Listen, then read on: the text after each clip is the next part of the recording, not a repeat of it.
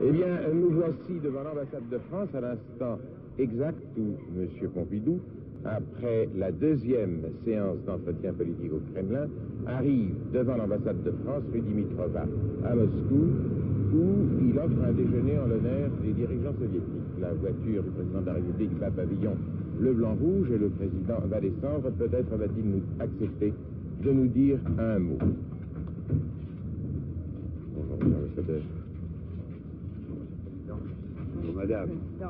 Monsieur l'ambassadeur. Monsieur le Président, accepteriez-vous de nous dire quel est... Mes hommages, madame. Mes hommages, madame. Monsieur le Président, quelles sont vos impressions après 24 heures passées à Moscou? Eh bien, vous voyez, je trouve que les choses se déroulent comme je le souhaitais, c'est-à-dire dans un climat de grande franchise, et nous avons fait le tour d'un certain nombre de questions. Nous avons surtout constaté qu'il en restait encore beaucoup d'autres, de telle sorte qu'on sera probablement amené à trouver dans l'emploi du temps plus d'heures que prévu pour les conversations.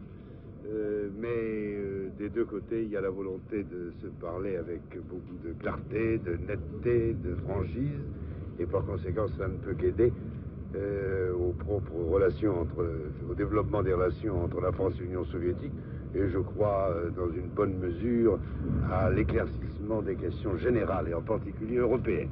Merci beaucoup, Monsieur le Président. Bon appétit. Mes hommages, madame. Il y aura au total 40 personnes à ce déjeuner. Quelques instants après le président de la République et Madame Pompidou, arrivent les invités soviétiques. Et d'abord, dans la même voiture, M. Brejnev, M. Podgorny, M. Kosygin. M. Brejnev sort le premier. Nous allons tenter de nous approcher de lui et de lui poser des questions au nom de la télévision française. M. le secrétaire général, quelles sont vos impressions sur les entretiens?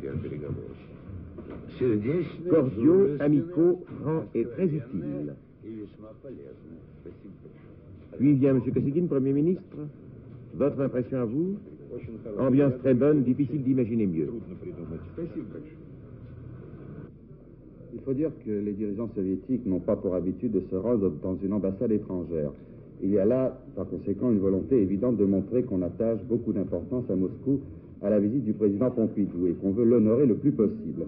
La table est somptueusement décorée de roses. Ces fleurs sont d'ailleurs arrivées spécialement de Nice par avion.